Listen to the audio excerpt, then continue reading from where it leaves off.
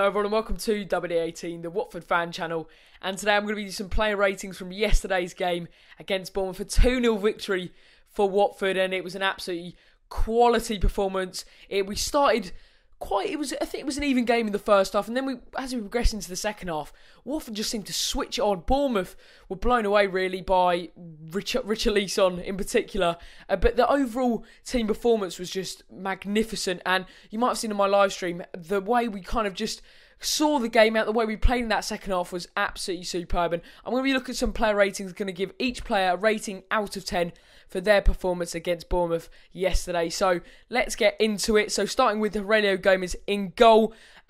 In reality, he didn't have a lot to do. I mean, in the first half, he did have a header which he had to be aware of, but it was a comfortable save, and then there was a corner in the second half, I believe, and it was kind of a comfortable height for Gomez. He did what he had to do, so I'm going to give him a 6.5, much better than last week against Liverpool. Moving on to right back, Kike Femenier came in for Dauri Amat, who unfortunately was injured. I thought Kike Femenier had a decent game. He had to, he was against Mark Pugh in the second half, and he seemed he just looked comfortable. I mean, there was one point in the second half, I believe it was Mark Pugh, and he got the wrong side of him. Kike Femenier was the wrong side. But apart from that, I can't really remember him making a big mistake. So I think I'm going to give Kike Femenier, I think I'll give him a 7. Going on to the two centre-backs, Sebastian Prödl and Britos. They defended so well that they didn't actually have a lot to do. And I think both of them should be rewarded with a 7.5 out of 10. I think both look comfortable. When I was watching that game live, I just thought we just didn't look like we were going to concede, and I think that's a good thing to see because, I mean, last season anyway, there was numerous occasions where Watford defensive frailties were shown up on numerous occasions because, one, we weren't scoring at the other end, but the ball just kept coming back. I mean, Prödl had an exceptional season last season, and he didn't start the first game, so we didn't know where his future would lie at the club, but yesterday with Britos, I thought they were very good, and they defended really well, and Watford didn't look kind of susceptible to conceding. And then going on to left back, so I give the two centre backs 7.5. Going on to left back, Jose Holebas, thought he had a solid game, looked good down that left flank. He was always looking to get forward and support Richarlison on the left-hand side. And, I mean, there was at one point where Gomez literally launched the ball and Holebas was our best outlet, and that's what I like about Holebas. He's always willing to go forward, always willing to give an option on that left-hand side, and it really helped RICHARLISON so he could cut back onto his right foot as Holebas was willing to overlap. So I'm going to give Holebas a 7 out of 10. If you look at the back line, it was very solid, but this is where it starts to liven up with the ratings. So going on to the two players in front of the back four, Doucouré and Chalobah. Once again, both players were magnificent. They were very, very good. We'll start on Abdoulaye Doucouré. The new chant in the away end was absolutely quality. I loved it. But it's true, he never gives the ball away. And I thought, again, like yesterday, he just looks so good. Very classy on the ball. And I'm going to give Abdoulaye Doucouré and Chalobah I'll go on to. Abdoulaye Doucouré I'll give an 8. And Nathaniel Chalobah, I thought he was very good. I mean, there was a chance in the second half where he was through on goal, and I think he almost had too much time. But the way he nicked the ball off Steve Cook, and then Steve Cook absolutely taking out Entrecote, very cynical. But he almost had too much time, and then when Harry Arter shouted, "Leave it," behind him, he left it. But he was getting it, popping up in those positions. That's what I like to see from Chalobah, the willingness to get forward. And Doucouré is more than happy to just sit back while Chalobah is given the licence to go forwards. But Chalobah, I thought he was always just given an option. Him and Cleverley were linking up well, and he was always looking to go forward, and that's what I like about Chalobah. I think I'm going to give him an 8.5 for yesterday's performance. The two midfielders in front of the back four were very, very good. And then moving on to right mid. Now, Amrabat, I thought he didn't really give us much of an outlet. He got in the positions. Really frustrates me about Northern Amrabat. He does get in the positions, and I've said that on so many occasions, not just this season, but last season. I mean, we've only had 2 games now, but the same errors, the way he can't get the ball in the box, the way he just hasn't. I feel a little bit sorry for him because since he's got that injury, he just doesn't look like he has confidence and ability. And I think the problem with Amrabat is he's so kind of worried about criticism that he doesn't want to deliver the box in, or when he does, I mean, it is woeful. But I did like the fact, so like Chalobah, he was getting in the right positions.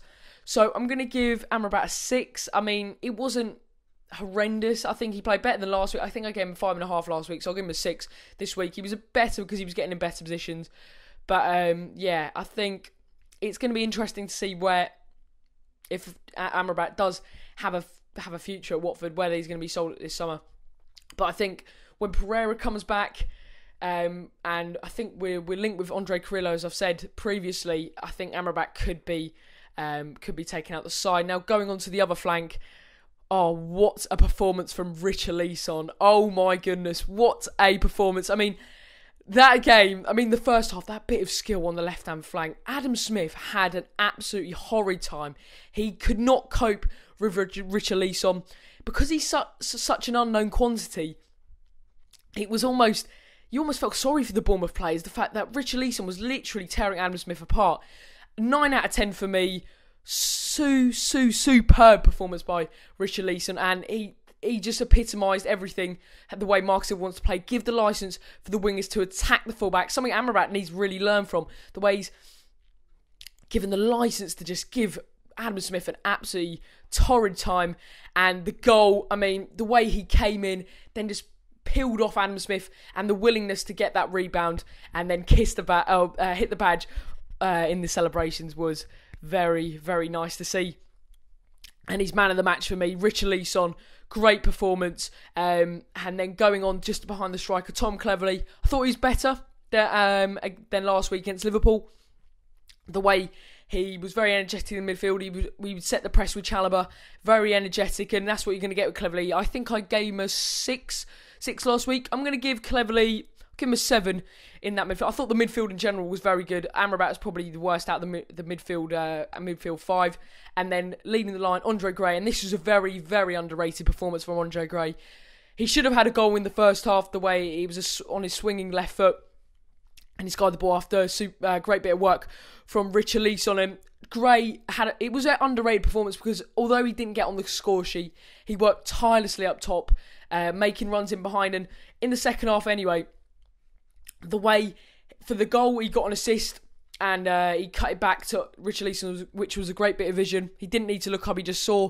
It was a little bit lucky he went through the defender's legs, but the fact he knew RICHARLISON was there making the run, that was very good. And then just the way he was kind of making runs, towards the end, when RICHARLISON cut back in on his right foot, Gray took the defender out of the play and it left that gap. And although RICHARLISON didn't capitalise on the chance, the fact he's willing to make runs in behind and he's not getting upset that he's not receiving the ball, which in all honesty, we have seen with Deeney when the ball's made for him or put through for him and it's not at his feet, he doesn't receive the ball after making a good run, he gets frustrated. With Gray, what I really noticed about his performance is the way he was willing to almost kind of just take one for the team and make a run, create some space, and his pace just took Steve Cook anyway out the game. That foul from Steve Cook on Andre Gray was just awful. It's criminal. But Andre Gray, I thought he had a solid game. He should have gotten the score sheet, but he did get an assist. But I think I'll give Andre Gray... I think I'll give him an 8 out. I think I'll give him a 7.5 out of 10. I think if he got that goal, he should have scored in the first half, and that would have bumped up his rating. But 7.5, he worked tirelessly up top. I thought he had a very good game. But yeah, that is my player ratings. Let me know down in the comment section below what your player ratings are. Remember to leave a like on the video if you have enjoyed and subscribe so you don't miss any more Watford fan content. And I will see you for Bristol City on Tuesday.